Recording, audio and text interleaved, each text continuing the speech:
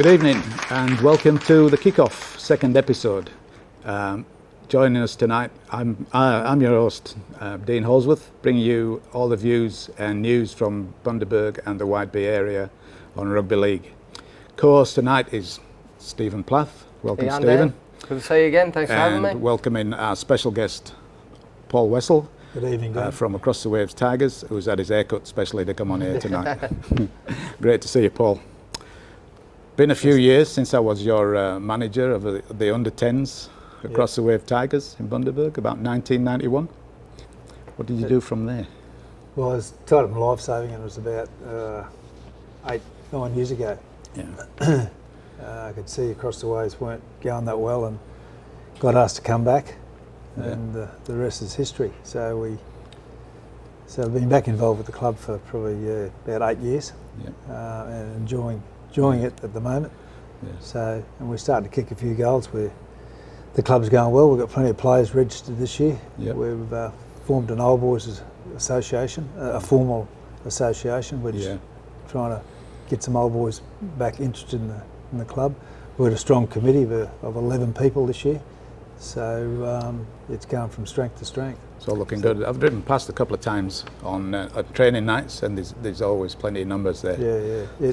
The numbers at training are really good. I think we're up to about 100 registrations with volunteers and players this year, so it's, That's great for the club. Yeah. So, Antonio, how's he going? Yeah, he's probably one of the best coaches I've experienced. How he manages the people, he really works on their skills.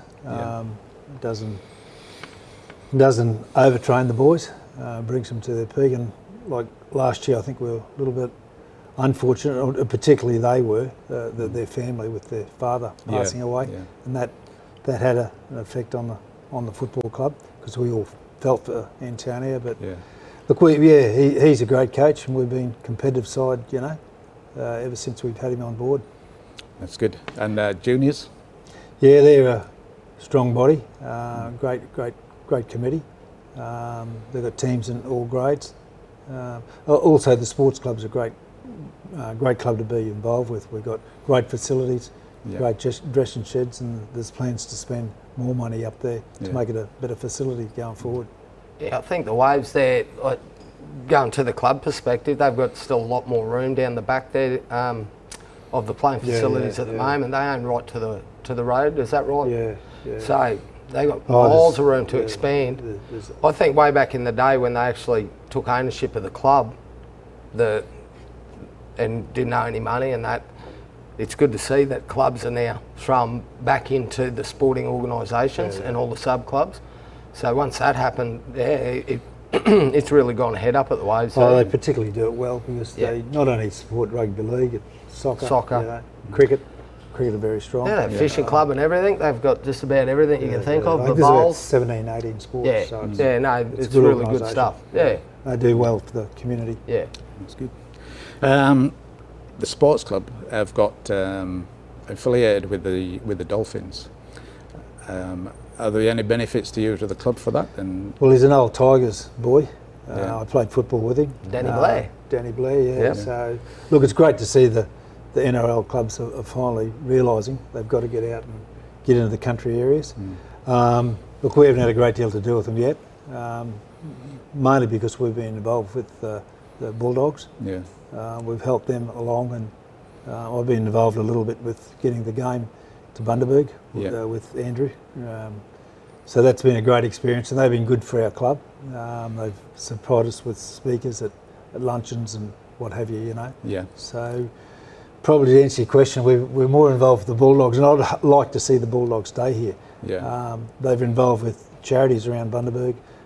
They had a great game last year, and they just don't walk in and take everything away. No. They are leaving a legacy in town, which is great. So. I went to the Men of League dinner, or now we're the Community of League dinner, and Paul Langmack, he did the speaker. He's a funny man.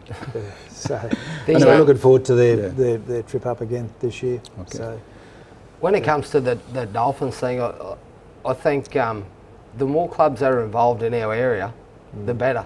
Yeah. You don't turn anyone away. It just builds pathways for them younger kids, especially 15s, 16s and stuff like that, wanting to push their football career further. So speaking to Denny a fair bit actually about stuff like that, and you know, Bundaberg and the Wide Bay area has been shunned upon really for a long time.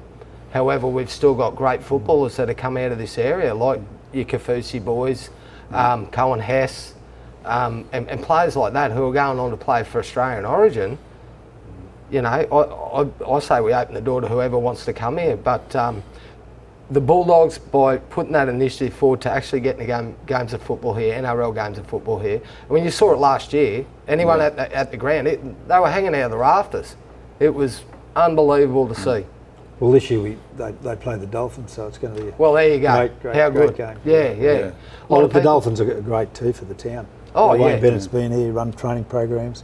Yeah. So look, I think we're going to see a lot of the Dolphins. You know, hopefully we can see both clubs. The town's growing, so definitely we need as much support for the clubs and the kids and pathways as we can get. So the more the merrier, I say. Yep. So Tigers are all on a good footing now, and they're being successful. What's the plans going forward? The what? Sorry, the Tigers football team. Your club? The Tigers. Sorry, the accent got me there. The Tigers. The Tigers. Yeah, we've got 3 grades again, and 18s and reserve grade. The reserve grades are unbeaten so far, so it's good to see them come out of you know. We were the easy beats for a long time. So we've got a good coach in Tooks. So the boys are really enjoying their football. They'll be a threat for a premiership this year, I think. Their A grade, they've got a goal. We won the 9s. Okay, we lost the first game, but I think that was a little bit too overconfident and really had to muscle up last week in the second half against the Magpies, and they showed what they can produce, the boys. So, look, we're expecting big things of them, but the main thing is they enjoy their football, and we're a good club, and we create that good club atmosphere, and we enjoy each other's company, and we're mates forever and a day. That's a big part of our DNA at the Tigers. That's great. So let's talk football, about the games. So this weekend results, wins for both brothers and across the waves, and we have got some footage of the brothers game that we quite a convincing win, Dino. So we'll just 62-8. Yeah, so we'll just watch a bit of this footage, and I think this is the last couple of minutes. That's the kick-off from there. It surprises me with Wallaroos, they've had good under-18 sides. Yeah. And they're in a... We actually spoke about that last week. And something's gone wrong down there, the club. That, you know. I spoke to an old friend down there. His son is actually playing A grade for Roos, and he said they seem to get to the 18 years old, you know, and they've had a lot of success, and they'll win a premiership. There's not enough work going on in Maryborough at the time, and they're losing blokes. Blokes will go work in the mines, or they'll move up north or down south, and So I mean, it is hard to keep your 18s in town and turn them into A graders. Yeah, I think all clubs find that. But I guess it's only early yet. Yeah. Hardest game. One of the hardest games we find is going down playing at Roos down at Estelle Park. Yeah, it's always a tough outing, that one. You're not only playing the opposition, you're also playing the crowd down there. Yeah. And they can get pretty vocal and put you off the game. So they'll be a different team at their own ground. When you go down and play them, Wallaroos Club in Maryborough. Yeah, no, definitely. Look, so they'll put on a good show down there. The Roos played in patches. I think fair's fair to say that brothers were pretty good. They were outstanding. I thought it's good to have Quentin Olive back at the club. He was last at the club in 2017, I think, when brothers won the premiership. He's been away working in the mines. He's fly out now, so he's back at the club, which awesome. Welcome back, mate, because he had a red hot game for his first game on the weekend. And there he is making a try, saving tackle. So I think in the middle, Luke Stilevich. He is a great get for us. He's actually a brothers junior. Yeah. he played right through. He's around 26, I think. He come through with Tyler Hodge and blokes like that. He then moved away. So there's another one. He only played the late 18s, university and stuff down in Brisbane. And he was playing down there under Denny Blair, actually, at the Pine Rivers Bears last year. Okay. So, and for previous seasons, obviously. But, yeah, they loved him down there. Big J Stempman's coaching their under 20s down there, and he made a call and said, this guy's coming back to town. And, he got on to his brother and they got him to the club. So apparently, and he's had 2 great games of footy the first 2 weeks. Yeah. Just a real workhorse. Yeah. So at the game we got an interview with Tyrell Priestley, and let's hear what he's got to say. Second game of the season, mate. Similar score. Yeah, it was pretty good hit out. I got really not much to say. Boys did pretty good actually. A lot of improvement this week. Yeah, it's very good. Yeah, we've been doing a lot of training, just trying to get on the nigglies out and get into, so when we start versus a couple of harder teams, it'll be good. So start of the first half, a lot of drop ball. What did the coach have to say at half time?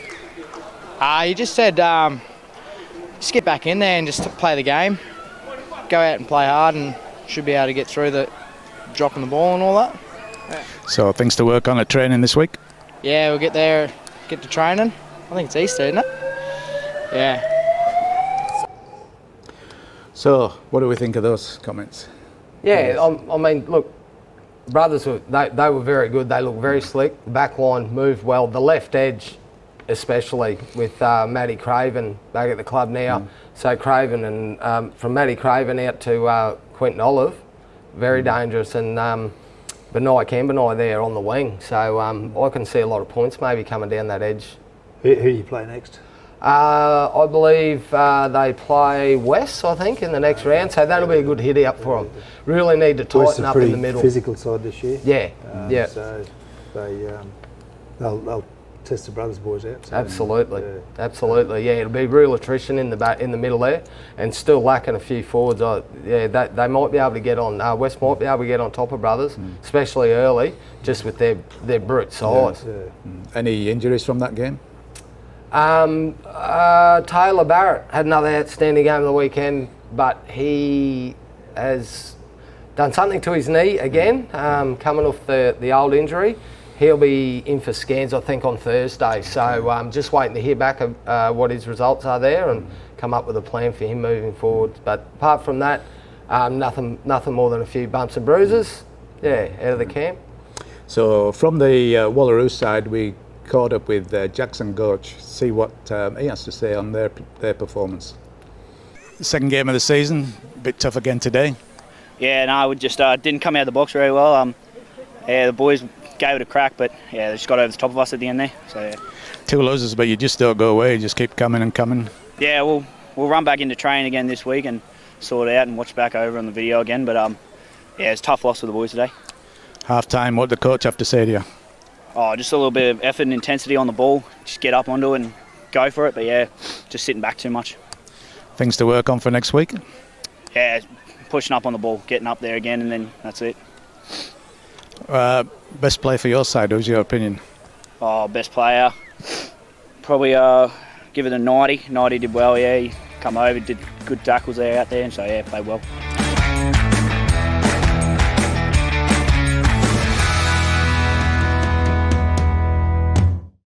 There's one name across our region that's synonymous with all things hospitality, Rum City Foods. And with more than 50 staff and 4,500 square metres under one roof, Rum City Foods stocks everything. They've got the lot. Paul's Milk, frozen products, packaged foods, dairy, bakery, drinks, chemicals, and all the hospitality packaging you need.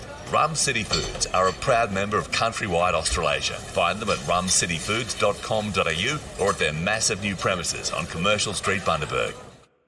Who can you call upon when interest rates are rising or if your fixed rate is ending? The Refinanciers from Aussie. We'll make your home loan work harder. Let's talk.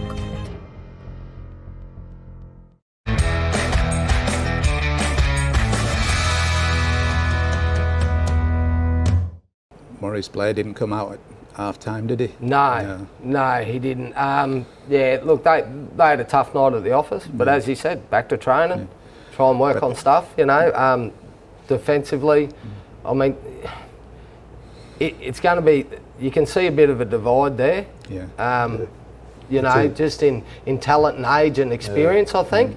It has a lot to do with that sort of thing. So we play them next in Maryborough. well, it's still a tough drive down there. So, you know, you can't go down there and think it's going to happen. Yeah, exactly. You've got to show up and actually put on a good performance to get over them. They'll come out of the woodworks down in Maryborough. They always do. Big crowd. So, yeah. Moving on, Magpies and Tigers. Yeah. Yes. Good win for the Tigers. Yeah, good win in the end. But the first half wasn't that pretty for us. Then I think Kafusi said a few words to the boys at half time, and they really come out and lifted in the second half and played to their true potential. So I was really pleased with the way they played in that second half. Yeah.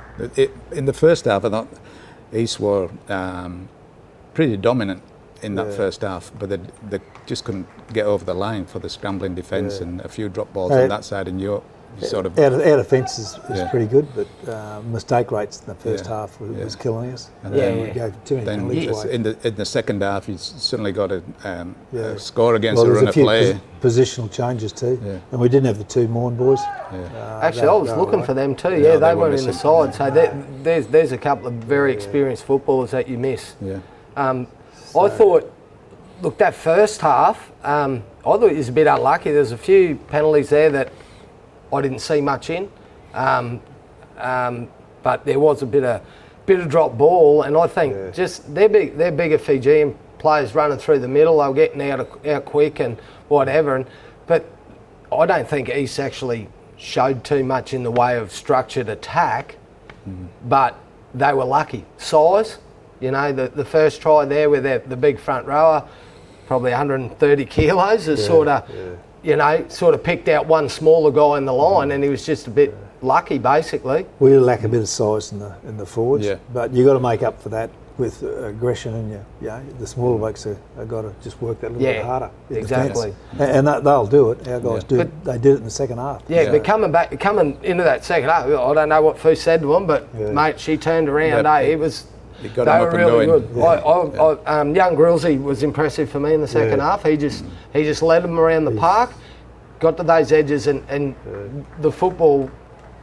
His kicking game's starting to come together now too. He's a good kid. I've seen him come up through the juniors, and he's got a lot of talent, And if you can keep a bloke like that at the club for a long time, he takes control of the whole ship. And that's what you're looking Brendan's for. Brendan's a good kid. Always turns up for training. Does everything you ask of him. So he's been a good game for us to come across from West. So, absolutely. He's a champion as a halfback goes, which is pretty important to have a good spine. So you had co-captains at the weekend, and we had a word with co-captain Sam Tobin on his views on the weekend's game.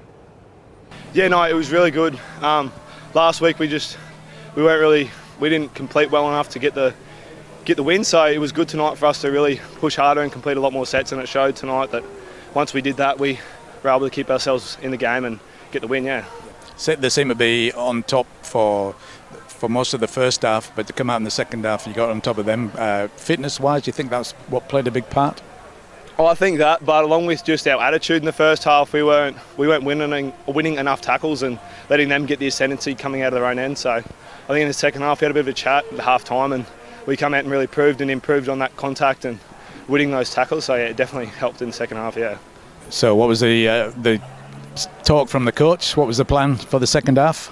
Just run harder, tackle harder, really make sure we complete our sets and win those tackles, and it showed that once we were able to run home with it in the end. So you had some good players out there. Pick of your team for you? I think big Joshy Hill, he's come up from Brizzy this year. He really stood up in the second half there and led our contact, and I think Jake McLennan had a great game as well. So no games at the weekend. Got more time to prepare for the next round with Easter being in the way.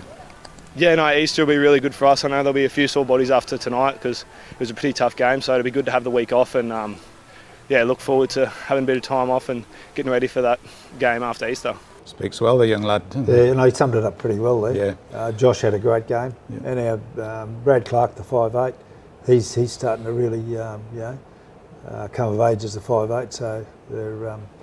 Is he still young, Paul? The 5'8", yeah, 5'8", yeah. 19, So, something like that, 20? yeah, I'd probably be 20. Yeah. Okay. So he's got a lot of potential, and scored a try there.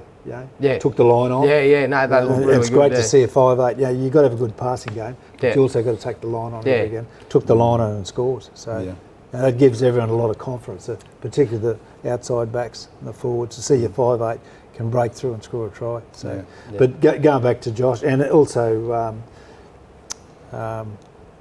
Sam. Sorry, Sam's work rate's very high.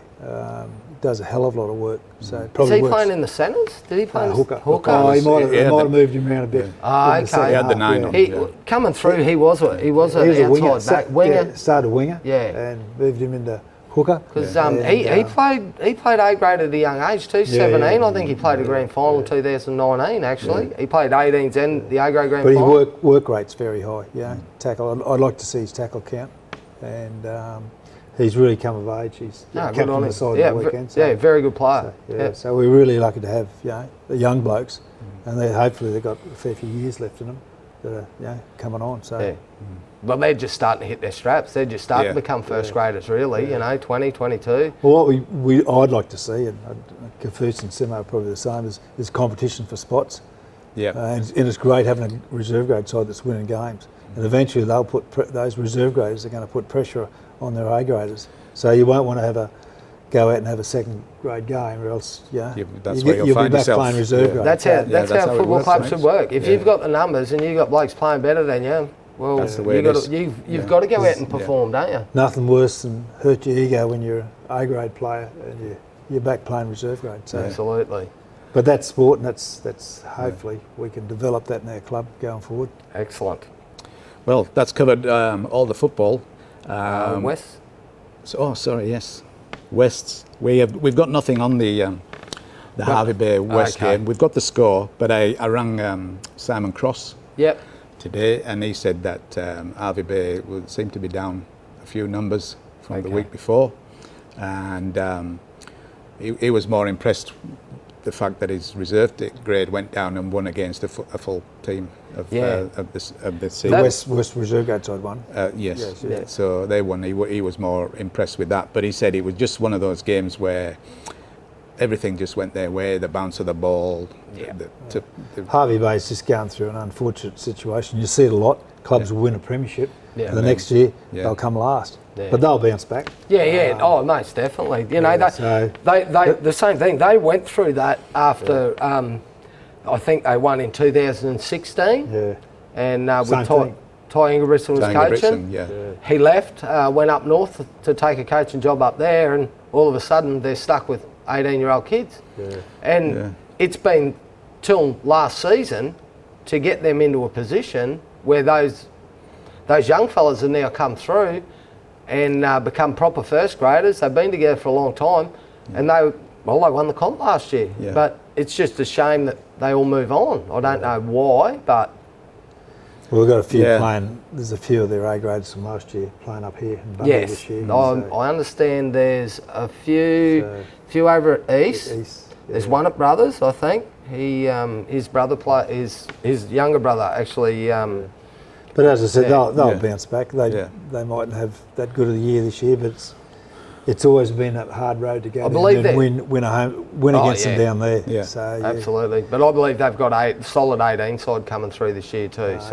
And they're on the higher age of that. So I hope that group there can stay together, and a few more years down the track with a bit of hard work, they might be able to come through and get them back to where they were last year and previous years before that. So I had a word with Simon. We may have Simon Crossy on the show the next after Easter. So we'll find out what's going on at West as well. So they're playing good footy, mate. They had a great win round one.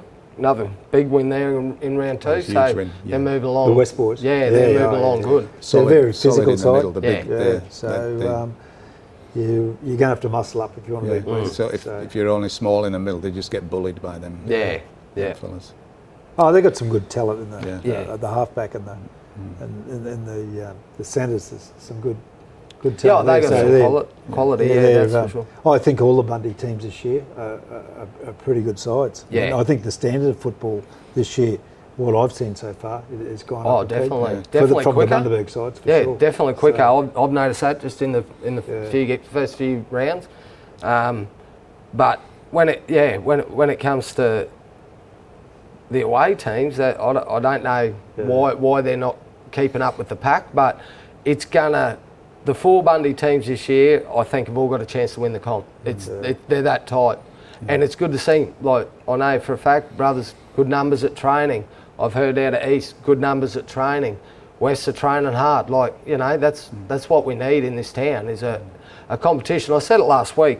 It's good to go to footy and not know who's going to win that night. Do you know what I mean? And like for the Waves boys to a 26-point turnaround at half time with no try scored against, unreal. Yep. You leave at half time and they're up 18-4. You think the Magpies are well and truly on top. So that's the sort of footy everybody wants to see. Good effort from our boys last week. So hopefully that really kickstarts our season. Oh, will do for sure, mate. So. Thank you, Paul, for coming along and giving your insight from across the waves.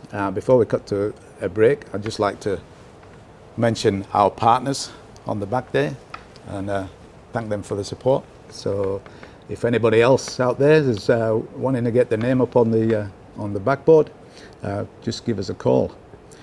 So after the break, we'll be catching up with Bryce Holsworth, the QRL Wide Bay area manager, and he'll be joining us for a review of the Wide Bay Bulls.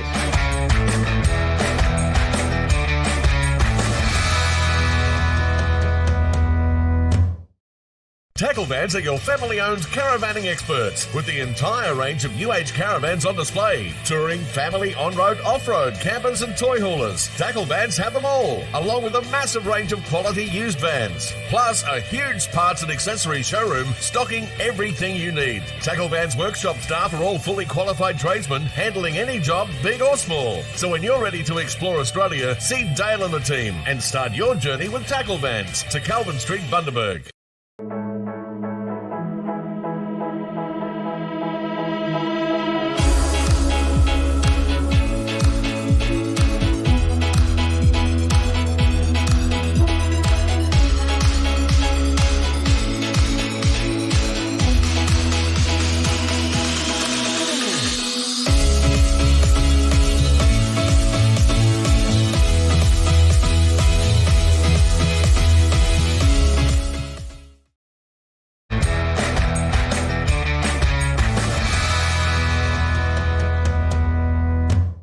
Welcome back to the Kick Off Rugby League show, and joining us now at the desk is Bryce Holsworth, QRL Wide Bay manager. Welcome, Bryce. Thanks, Dean.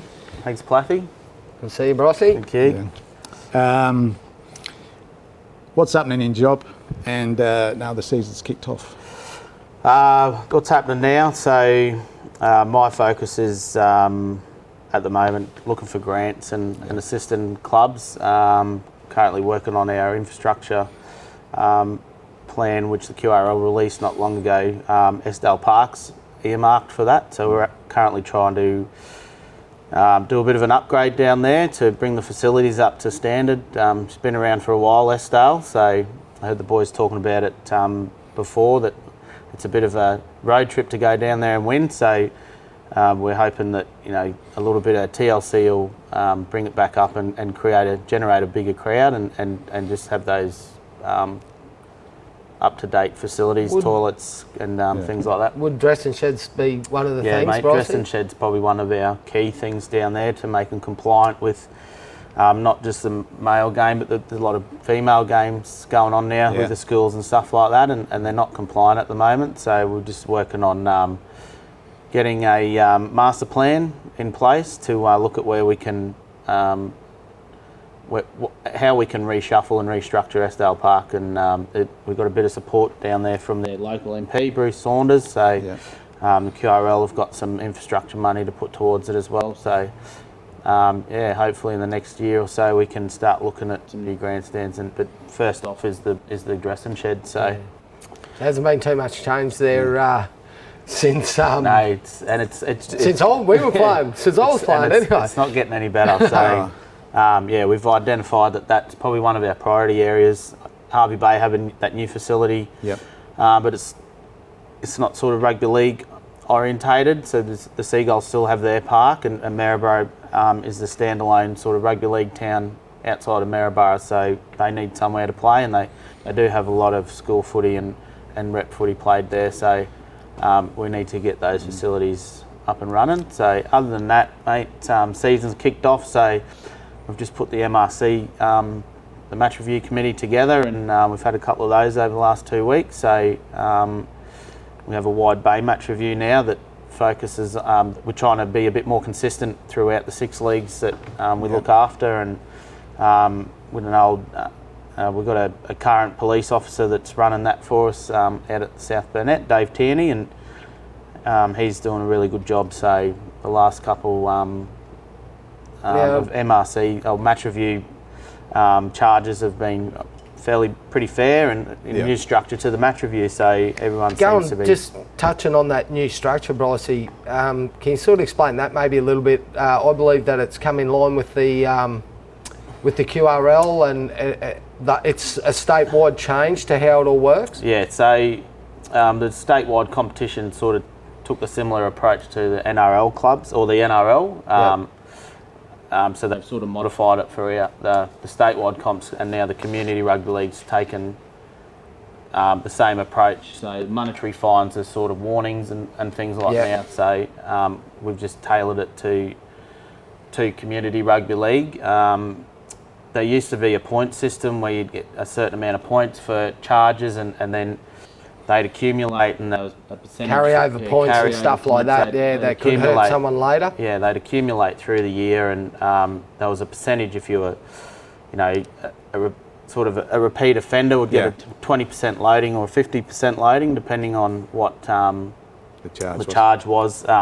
So we've streamlined that now. There's only 8 charges, and they're just going off first, second and third offence. So it's matches now, so there's no weeks. It's just if you're charged and you get charged for something, and it has a 1 match suspension, you take the early guilty plea, it's a warning, and then it goes up from there if you go back as a second offence. So the match review in the statewide comps found that they were getting a lot less judiciary hearings and people fighting charges. So we've only implemented that this year, so we're hoping that may carry on down the community level, and we don't get as many judiciaries. I think it's a great idea, mate.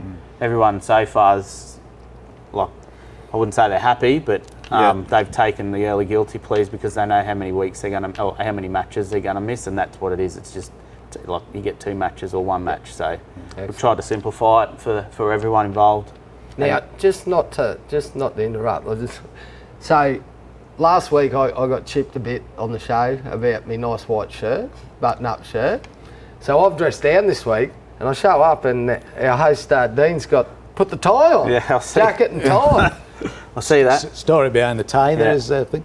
I've always been a tie man. I like to put a tie sharp, on, Dean. but it always usually rugby league related. Now this one is sort of very special to us, and in about 94, 95, I think it was, the England schoolboys rugby league team toured and played at Bundaberg up at the old Brothers Ground. Yeah, I was at that game. Yeah, so I was there, and we had 2 guys billet at our place. We had was it Anthony Irvine and Rob Burrow. Rob Burrow went on to have a really successful professional career. Yeah. And for his size, he made Alfie Langer look like the Hulk. And he gave me this tie on when he left, and he's been suffering with motor neuron disease for a couple of years now. So that's no good. Yeah. So this is for him. Okay. Excellent. So very good. If Rob's family are watching, We're thinking of you. Get well. Because his family came over as well with me. Yeah, excellent. All right. Back Now to then, Bryce. Bryce. Yeah. White Bay Bulls. Yep. You've spent the weekend down there with the Bulls. I did spend the weekend down there. End of the season now. Yep. For the Bulls. How did it go this weekend? Look, our 16s they were right in the game up to half time. Just come out at half time, lost their way a little bit. I think they would have probably been a bit better off if half time hadn't come around, because they were right in the game. But so unfortunately, our 16s went down 36-18. I think it was about 12 all at half time. So. Okay. Our ladies have probably struggled all year. We've identified that moving forward, and we're really going to work hard on our female comp that gets up and running after Easter to get the ladies some more regular football. I think that's one of our biggest problems at the moment in the area is our ladies and our younger ladies don't get as much regular football at Clubland as they do. There's not really a step from, they want to play at 12 or something like that. There just doesn't seem to be a competition for them to play on, which is unfortunate. They play a lot of school footy, which is school great. Footy's great. And we've recognised that maybe we can tap into that in the future for the Wide Bay Bulls, because there are a lot of ladies playing school footy. They're just struggling to transition over to club, which is difficult. Do you think it's other sports maybe stopping that, or like your netballs and stuff like that? Mate, I think other sports work. The fact that at the moment our ladies comp has some travel in it, so that puts off a few people. So every other week they might have to travel to Hervey Bay or out to South Burnett. But we're trying to give everyone the same opportunities throughout the region and rebuild the competition. Bundaberg had a really strong ladies competition a few years ago. So we're trying to rebuild that, and we're trying. So it's baby steps at the moment. We've just got to offer them something so we can continue to get the ladies on the field. It's definitely good to see that the QRL are stepping in, and guys like yourself, Bryce, you're actually taking that and trying to bring it back. With the NRLW growing the way it is, automatically they're starting to become pathways for girls. If they want to play rugby league, and it's going to be professional before you know it.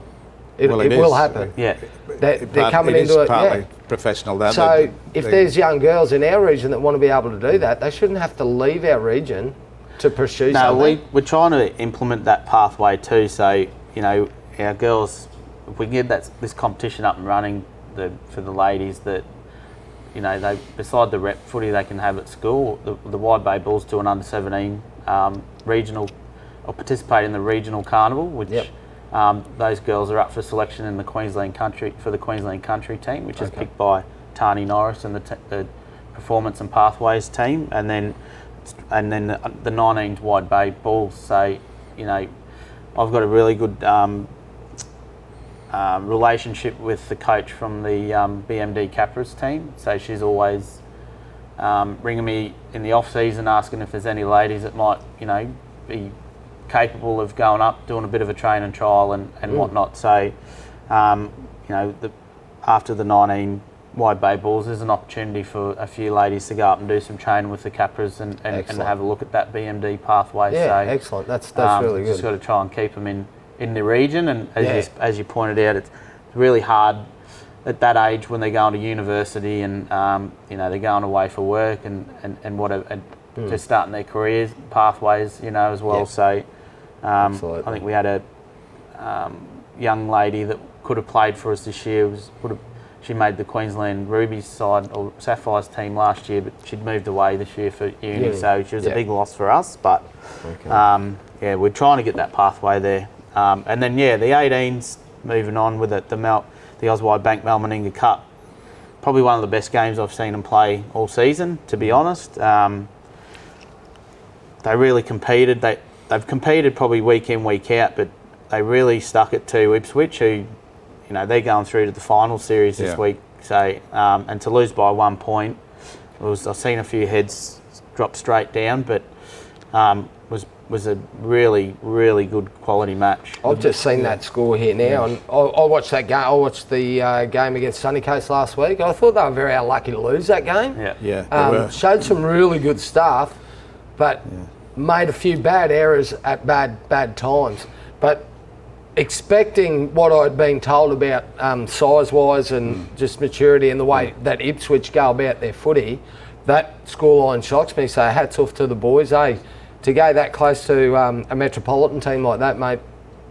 Look, they were up probably, I think, 22-18 or something with about 15 minutes to go. We had, both teams had it, Ipswich had a sin bin, and Wide Bay unfortunately got a send-off with about 15 to go, and the boys defended really well. But excellent. you know, they got a bit of a roll on old Ipswich, and crucial, you know, they slotted the field goal, mate. It was pretty good. They're a very well drilled side, and it's probably not the best game I've seen Ipswich play, but I think they'll be better for that this week.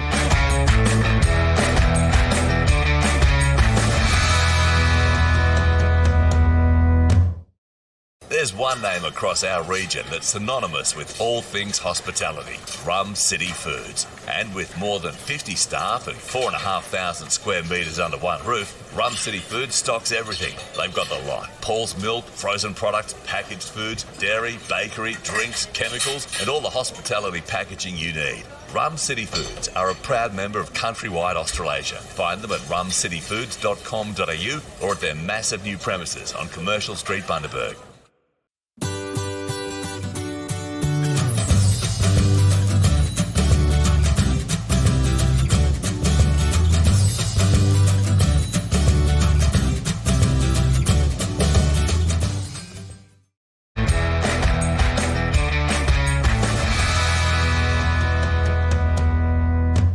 Few XY Bay boys in there that hurts us as well. They'd make a real difference to our Wide Bay Bull side, but you know, those lads go down there for school and some pathways and things like that we can offer it, but it's probably not as big as what it is in the SEQ region. Their school system and the school footy down there is another level. Yeah, you know, even though our schools get that opportunity, the schools really work hard to get a solid, like Ipswich State High School. I mean, they won the national championship this year. Yeah, well, a lot of those kids that play for that Ipswich side, that, you know, the lads from Wide Bay are all at Ipswich High School. So and it just shows, They're all in Townsville this week, are they? The game's in, actually it's at Ipswich Reserve, so the boys have got a home game, fortunately for them. So,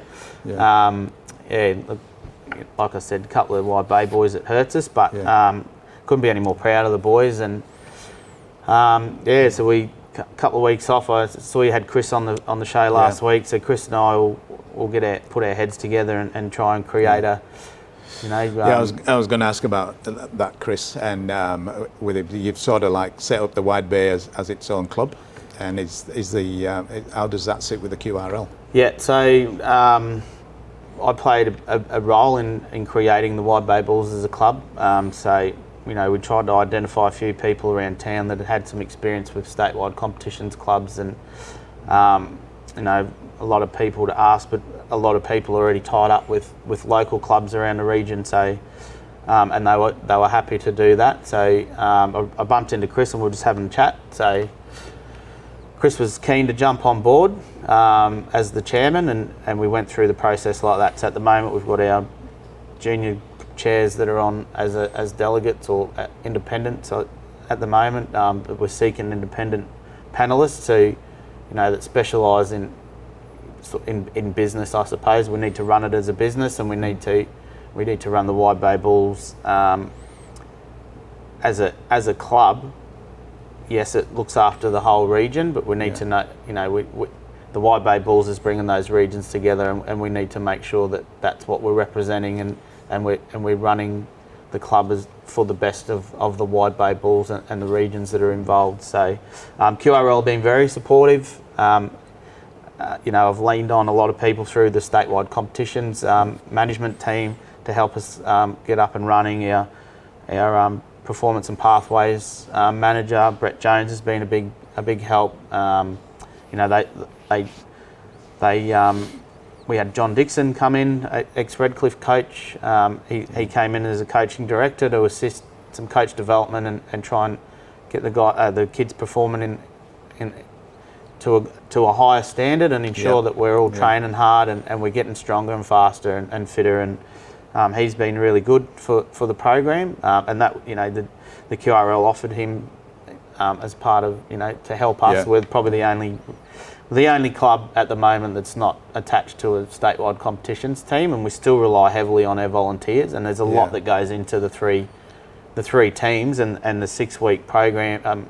I mean, they play 6 games, but the program started in October. You know, and once the Easter's over, we'll start planning for 2024. So, like, as we do with everything, we'll have a review. There's things that work, there's things that didn't work, and we'll be better for it hopefully in 2024 and have a stronger direction. And hopefully, the plan down the track is to, you know, have someone in a role 2 to 3 days a week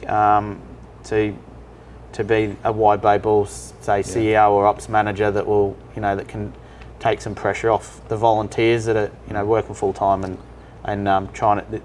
It's a really heavily administrative role that you know, our program manager, I'll give her a shout out, Cherie Prendergast, has done a great job, but you know, it's just she also runs the leagues out at the South Burnett. She's working full time. Kids are referees, and it's a big job for one person. So to take some pressure off that, if we can, would be that's what we're looking for. That's the thing with volunteers, mate. There's few and far between. And every club struggles with that. And good ones, really good ones are hard to find. No, they are, and we do appreciate all the hard work that the volunteers do. We know, you know, I've come from a volunteer background originally, before being lucky enough to get a role working in the game. So I know how hard everyone works, and you know, it doesn't go unnoticed as much as some people may think. But we, the QRL and NRL, are here to try and, you know, make life easier, as best as we can to. That's good. Thanks for your input on there. No, that's all good. Now we're going to talk a little bit of football. We had cameras out at the furnace for the first time for a long while with the Northern Districts. So we had 2 women's tags games played at the furnace at Childers with wins for the Agnes Water Marlins and Avondale. I think we have a little bit of footage of these games, and for those that don't know what's happening, Bryce, what rules are they playing here? So the ladies out in the Northern Districts play league tag, so you can see the flags on the side of their shorts. It's about, you know, it's a non-contact aspect of the sport. The younger ladies, so this is open age really, so under 13s right through to your open ladies can play this game. It's probably it's a more inclusive game and version of rugby league. So instead of tackling, they pull the flag. Apart from that, everything else is everything rugby else league is rules. the same. Rugby league rules. Apart from scrums, the drop ball and outs is just a changeover and a play the ball, but pretty much rugby league rules. And you know, there's rules. I think you've got to have your tags on before you play the ball, or pick your tag up and. But everything else is the same as rugby league. Is there any idea of, you know? So I believe how many teams in this competition for the women, Brycey? So look, the league tag's actually growing out at Northern Districts. They started with 2 teams. Last year they had 3, and this year they've got 4 with the inclusion of ISIS, which is really good to see. ISIS did used to have a team in the VRL women's competition. Yeah, they did. It's really good to see ISIS back up and running. And I'm sure the furnace was going off on Saturday night for their first home game of the season. Yeah, no doubt they were. So there's an injury. There was in one of the games. Yes. We'll talk about non-contact. But the poor young lady run into the post, head first, and to score a try. Had a bit of a dizzy spell and went back down, and the game was stopped until the ambulance came. So she's recovering well, from what I understand. I got some info on the young lady yesterday, and she should be back in a couple of weeks. So just a heavy concussion, and she was out cold, poor thing. But they did hit the post, from what I understand, and thought it was a spinal or a neck injury. So treated it as such. So well done to the first responders in those games that looked after her until the ambos arrived. Yeah.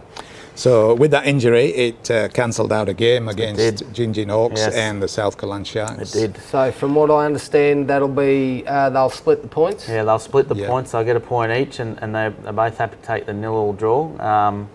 Okay. So I don't think they started playing again until about 10 to 8, until the young lady was sort of taken. Yeah, so it was quite a significant, it was quite a long lengthy injury at the time. So.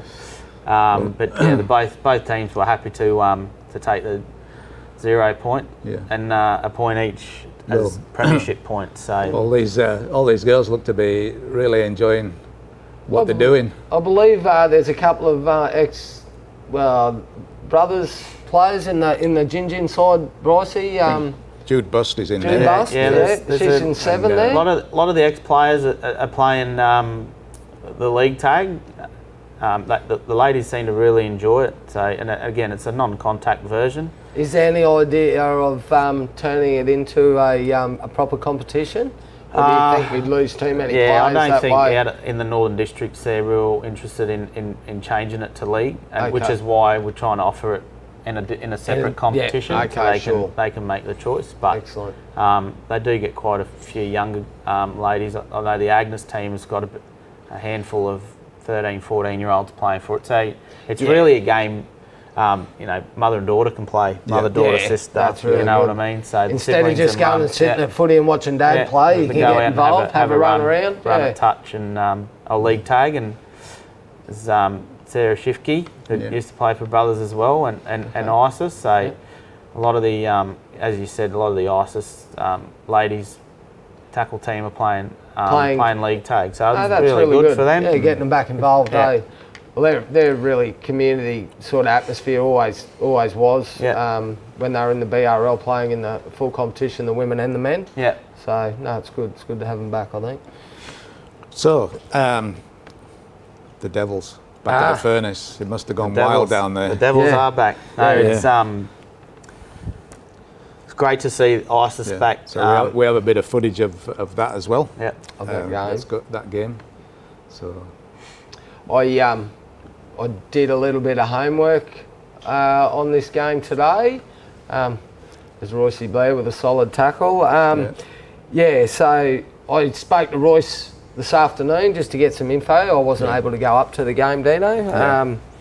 He said that their player's player, who had a great game, was Tommy Jemison. So he's actually come out of Gayndah, played for Gayndah last year. Very handy fullback. Fullback there. With a quality run close to the line there. So Royce Blair, obviously he's a solid footballer. He would have had a good game, and they actually had the return of Jake Thompson as well for ISIS up there. He had a solid try during the game, but played quite well. But there was one other bloke that the halfback for ISIS that Royce wanted to mention, and his name's Zach Zarafa. He's an 18-year-old kid, and Royce was really, really impressed with the way he led him around the park and handled the game. He was very impressed with him, and said, he's expecting bigger things to come from that young fella up there. So, but when it comes to the game stuff, he just said he was really proud. That's him there. That's Todd Jemison. Tom Jemison, sorry. Royce sort of said he was very proud in the way they defended. Like the scoreline at the end was 38-12, but it was actually, I'm pretty sure it was 18-0 at half time. So, good defensive effort in that first half. They're showing some good toe, and there's the young halfback scoring a good try there as well. So, he said their defensive effort was the main thing. He was really impressed with that first half. Miriamvale come out and scored a real quick try on them after half time, and then probably was all over and done with. Good offload there to Zach Dan. Playing 5'8", very handy footballer. good to see the ice is back up and running. Yeah. They always get a warm welcome down at the furnace. Yeah, well, it was good. So the other lady that I work with, Kim McIntosh, did a bit of work with ISIS in the pre-season to get them to find them a game and a competition. So they got some very passionate committee members and some community members that are really driving the ISIS resurgence. Yeah. So yeah, it was great to see them finally back on the field, and I wish them all the best for the year ahead. Really big local crowd up there too, apparently. Yeah, So I've seen some photos from the can bar was rocking. It was full. Yeah, Yep. the can bar was Very full. Yeah. So we'll just take a little break, and then we'll come back and talk about the Central Burnett and probably the games after the Easter break.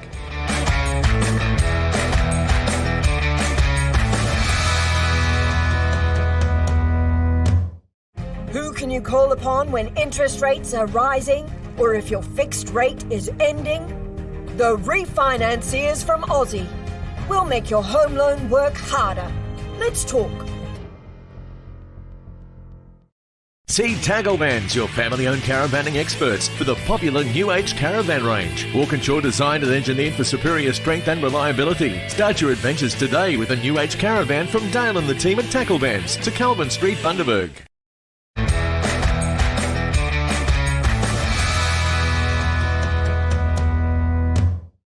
Welcome back to the kickoff. We're now going to move on to the Central Burnett District Rugby League and talk about the new team that's back in after a long time, the Eidsvoll team. And what can you tell us about that, Bryce? So Eidsvoll Eagle, similar to ISIS, have probably been couldn't get a team for a few years, probably due to work and a bit smaller town and the COVID situation. Everyone sort of moved away and whatnot. So Kim and I have done a bit of work with Eidsvoll again, exactly the same as ISIS. Give them a plan to get them back up and running and making sure they've got all their paperwork and insurances sorted, and Central Division give out what they call a Phoenix grant. So both ISIS and Eidsvoll have received $3,000 off the Central Region Division manager and chairman to help assist with getting them back on the field. So and then they hosted the first round of the Central Burnett Rugby League comp on the weekend. So it was really great for Eidsvoll to get back and on the field. So we've got a little bit of footage running there about. Definitely looks like the town got behind it. There's quite a few spectators there. That's Shawnee Collins there, is it? Yeah. Shawnee's playing both for Wallaroos and Eidsvoll. He's got some family out at Eidsvoll, so he's on a permit to play for them a handful of games throughout the season with his family. But again, the Eidsvoll committee out there, they're younger, sort of a younger committee, so they're quite enthusiastic. Playing Gayndah, who's the defending premiers, which is where young Tom Jamison was playing last year. I got to see him playing the grand final last year, and he was outstanding for Gayndah. So, very close game, this one as well. I think it was 10 points in it, 30 to 20. I think with about, from what I understand, with about 5-10 minutes to go, it was 26-20, and Gayndah got a intercept and scored a length of the field try to win the game. So there's been no rugby league out at Eidsvoll since I think about 2017, 2018. So the committee has worked really hard to get the players back. They've got a lot of old players. They've got a lot of blokes that are living in town now that are come back to play. But the good thing about what the buzz has given the region is the fact that they've now got some juniors playing footy out there as well. So they've got a sevens, 9s and 12s competition out there. So and to have somebody as the class as Sean Collins playing out there in that competition. Mate, there's some quality players out that way. Again, I heard you speaking before about the NRL clubs and that being in town. Like, these are the regions that these are the areas that some of the kids go unnoticed. Yeah. There are some real quality players out in Gayndah, Mundubbera, Eidesvold, Monto. There's a young hooker that used to come into town to play 18s a few years ago. Yeah, he was very good. He was handy. I watched him in the grand final last year, mate. He was outstanding for a young fellow, only 18, 19. You know, there is some talent out there, so be good to get any club, Dolphins or Bulldogs, out there to have a look and you know, offer some of these younger kids that are coming through the ranks and may not be able to get into town, a bigger city or the bigger towns like Bundaberg, Harbour Bay, Maryborough, and you know, give them something to look forward to and an opportunity moving forward. No, it's great to see the footy coming back to life out there. Yeah, so it we was also very strong competition. No, they love their footy out in that region. They put on a good show and double headers, so that, you know, each team will host and they'll get money, you know, to go back into the club. So that's great. So we also had a bit of footage of the Monto Roos and the Mundubbera Tigers. Mundubbera Tigers come out on top there. Coached by Cameron McDonald. Oh, He's also the president of the league. So okay, excellent. He's got really involved since he's stopped playing with rugby league, and he always gave good value when he were in town in Bundaberg. He's a good man. Mac is doing a great job out there as the chairman of the league. He's very good. I talk to him quite regularly. Actually, it's probably you know, at least once or twice a week. But again, Monto they were grand finalists last year. Unlucky to go down in the grand final, but it's great to see that those smaller towns are putting sides on the field and keeping the rugby league in their community alive and giving their community members something to look forward to at the weekends. Like you know, we talk about Isis and the Furnace. All these sort of country towns are exactly the same. You can see, look, there's a camper van set up over the back there. Come for the weekend. I'm assuming they're there for the weekend. You know, that the community really get behind it and support the local rugby league, which is great. That's fantastic. It's just good to see bush footy coming back to life. And hats off to you blokes at the end at the QRL. Sorry, Brycey, for getting right behind it, mate. I think, you know, it's a good step and platform. You know, like young kids there, I think we need to start looking at maybe offering stuff to even come into local club towns teams here. You know, if they've got some sort of talent, or if that's sort of, you know, to give an opportunity maybe at a higher level, and then they move into pathways from there. It might be an idea. Yeah, they get opportunities. The 16 to 18s get the opportunity with the Bulls? To play with the Bulls. Okay, excellent. That's good. But you know, like young Isaac Ponton, I think his name is. I think that was who just passed that ball in. You know, he's a great kid, mate. At the 7 for Monto. I think he could probably go a little bit further if he wanted to, but whether he gets an opportunity, you know, now he's outside of that age bracket. We don't really have a pathway past 18s as the Bulls at the moment, so we got to build relationships with the likes of the Capras and the Falcons and offer the kids, you know, opportunity to go for trials and stuff like that. So that's what we rely heavily on at the moment. So excellent. Maybe the BRL could do a country round. They could. Take a team out there. Yeah, why not? Yeah.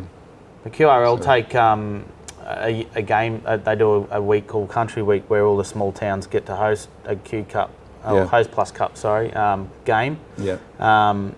I think Wandai have it this year. I think Monto had it last year. And excellent.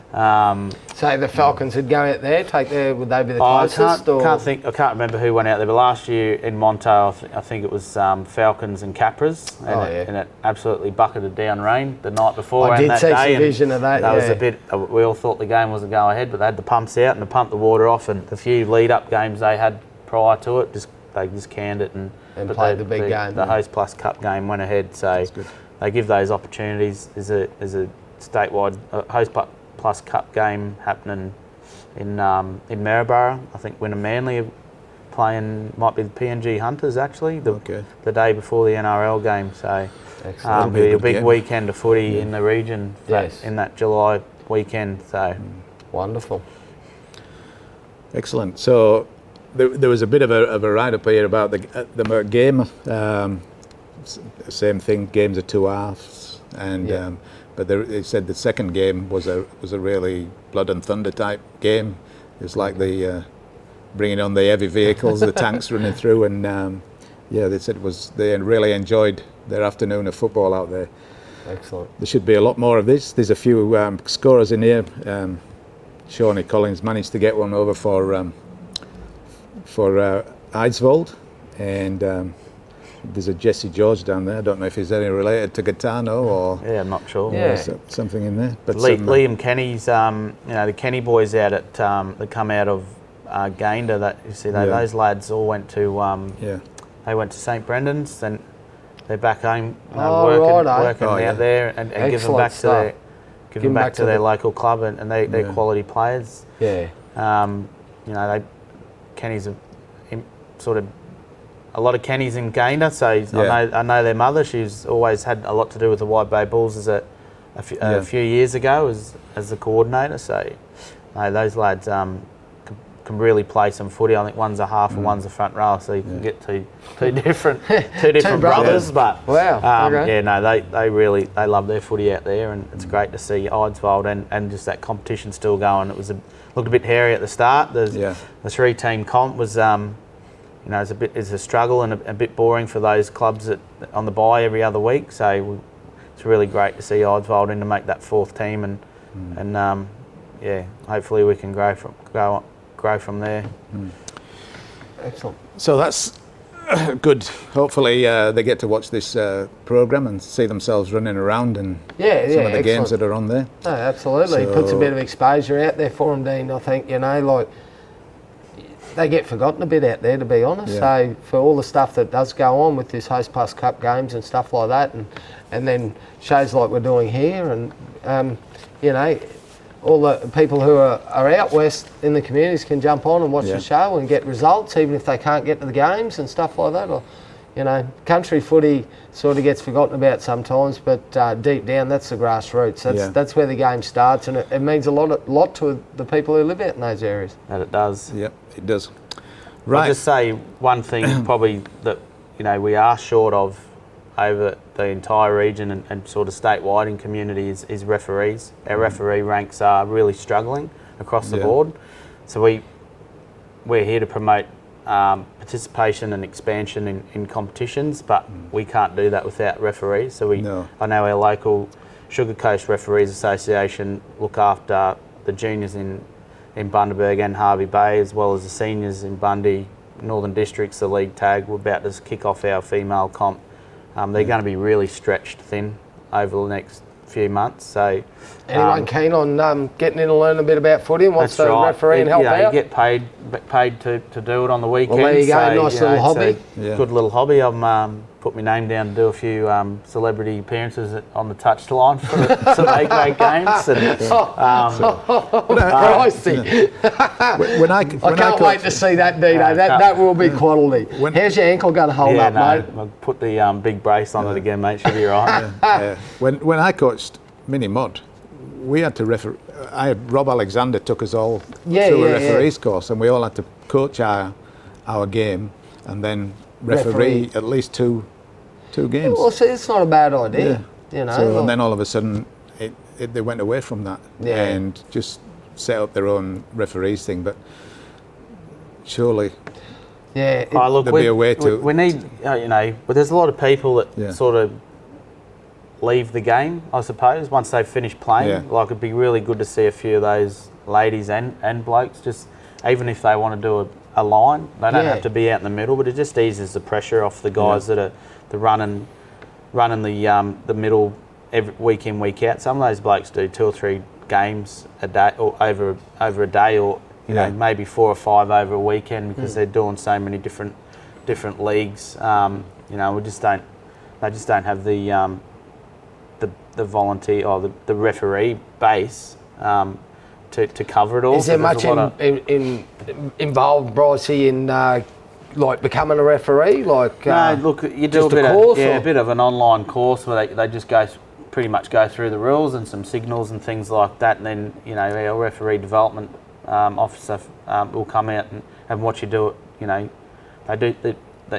the Bundy Sugar Coast one at the moment they've been training every Wednesday. So there's guys out there that do some education and you know show the signals and just practice game-based scenarios and things like that to help.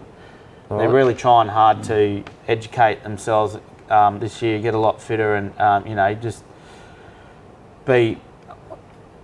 grow as referees, I suppose. So you know, and there's pathways and opportunities for referees that people don't know about. We have a high performance unit that referees all our statewide competition games from our Cyril Connell 16s, our Uswide Bank Melbourne Cup, and our under 19 Harvey Norman comps, the junior rep comps, and then they go through to the Host Plus Cup refereeing. You know, that's a pathway there. Then you go to the NRL. There's lots of carnivals that are around that they ask for. Yeah, they lots of carnivals around that they ask. They're always chasing the development referees to give them an opportunity to referee at a higher level and things like that. So they're working hard. We're just trying to get the people involved. Yeah, so just on that, who would, if someone's out there listening to this, who would be the best to get in contact with, Brycey, if they are interested in joining Sugar Coast Referees Association look after Bundaberg, Fraser Coast and Northern District, so I'd be looking up for Sugar Coast Referees Association. They'd have a Facebook page. They do have a Facebook page, mate. I actually think they pushed on their Facebook the payment, so you can go and have a look and see how much you can earn over a weekend if you're doing a few games. And then there's the South Burnett Referees Association that look after the South Burnett at the moment and Central Burnett. And you know, we need to, you know, we've spoken to Cameron about this as well. We've got to get some referees from Central Burnett to be able to help the South Burnett. They don't want to travel up there all the time. So, but in saying that, those referees will be given an opportunity to go and referee South Burnett games, so they're not always doing their own area. Do you know what I mean? So then they're learning and they're getting different games, different people. You know, there's a lot of referees that, you know, we keep getting the old that they walk away from the game because of some of the abuse that they cop off the field. Yeah, that's never any good. So you know, QRL again have prioritised the new PEP positive environment program. So we're trying to stamp that right out of the game altogether, and you know, encourage people to come back to the game and referee. So excellent. We can see how we go. The days when you used to call the referee sir. Now bring them back.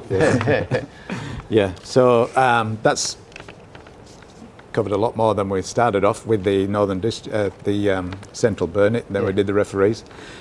No games over Easter. No. So it's sit at home and gorge yourself on chocolate over there. Yeah, no, for some. The NRL. Or as NRL game to be on. Some people are going camping. We are. Yeah, I know a couple of blokes doing that. Yeah, so you're taking the Clippers. Might have to. He needs to trim up, doesn't he, Dino, after a couple of beers? Yeah. Just looking at your head in the light. So coming shiny. Games back in the Bundaberg comp East are going to be taking on Harvey Bay at Salters Oval. Yeah, right. I think East should comfortably win that game the You way would Harvey think Bay so, go at the moment. unless Harvey Bay suddenly get some players from somewhere. I think they've got a few coming back. So I spoke to their president on the weekend, Joey. They are struggling a little bit. They've lost a few players to a few Bundy clubs, but you know they'll dig in, and they've got a lot of old boys that have come back to help ensure that there's a team on the park. So and they do have a few coming back. So you know they might be a little bit like Wallaroos there, and after a month or two of footy, they might start coming good. So that'll be good to see. So just strengthens the trick competition. Is that one? Wests versus Brothers, the main game. Well, top of the table clash, that one. Early days, I mean, but be interesting to see that one. Brothers still missing a couple of blokes. Yeah. There'll be no Kevin Sheriff up in the middle that day, so it'll come down to I think a smaller forward pack. Yeah. But as we said, young Will Sims has been going well. You know, Luke Stalenovic played lock on the weekend, and I thought it was outstanding. Yeah. When it comes to West, they'll turn up. Don't worry about that. They always do against Brothers. They'll put on a good performance. I think that'll be a really close game, Dean. They're big down the middle. Yeah. Really big. Really big. the two Tanner boys, Josh and Dan, who's still running around. I grew up with those lads back in the day, but they are really tough forwards up the middle, and they don't take a backward step. So I know how I would go about it. Hard to contain those two lads when they're on song, when they're performing. Yeah. So it'll be a tough game for brothers, and be a really good clash. We'll try and get out and watch that one. I think we will go and have a look at that, Bryce. That one there, I definitely think be nice, tight, tough contest in the middle. Yeah. If brothers play anything like they did on the weekend, and the expansive football they were playing, running the other team around, kicking into corners, kicking along, turning them around. But I'm not gonna pick a side in that one, Dino. I think it'll be a very, very close encounter. Emma might be having a word with you, giving away his game plan already. No. I haven't talked to Hemo, sorry, but we've been down that road before in the past, mate. I might have to make me touch judge debut that weekend so I can be close to the action. You'll find me in the downstairs can bar. Yeah. And the trip to Eskdale Park, what we were talking about before, that's on the Across the Wave Tigers. That's their journey. Yeah. So, look, I've got to take the Tigers in that one too. Wallaroos haven't shown me much yet. No, yet. So. But I think the Tigers can go down and do the job down there. So I was talking to Simon Cross from Western. He said a lot of their players won't go on the coach. They had to cancel the coach. There were a few people don't like travelling.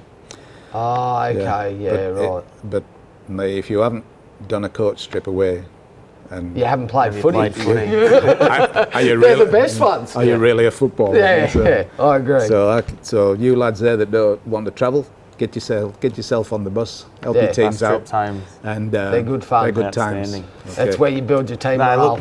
I think Wallaroos the same. You never know what team you're going to go down and play. That's correct. I think I don't think it'll be the 60 points you've seen put on them in the last 2 weeks. I think it'll be a little bit closer, but I still think Tigers will get the money. I agree. Foose is doing a really good job with all the boys over there, so I think he'll have them primed to not be especially complacent. coming off a comeback win like they did this week. No complacency. Not being complacent. Go down there, get the job done, head home. Yeah. Well, that's the end of the second episode of the Kickoff, bringing you all the rugby league news from Bundaberg and the Wide Bay. I'd like to thank my co-host Plaffy for coming along. Anytime, Dino. Good to see you again. Even though he hasn't got the white shirt on. Oh, well, I dressed down. It was too hot from last week. The QRL Wide Bay area manager, Bryce. Thank you. Thanks for coming along. Thanks, boys. No worries. And thank you very much, and we'll see you after Easter.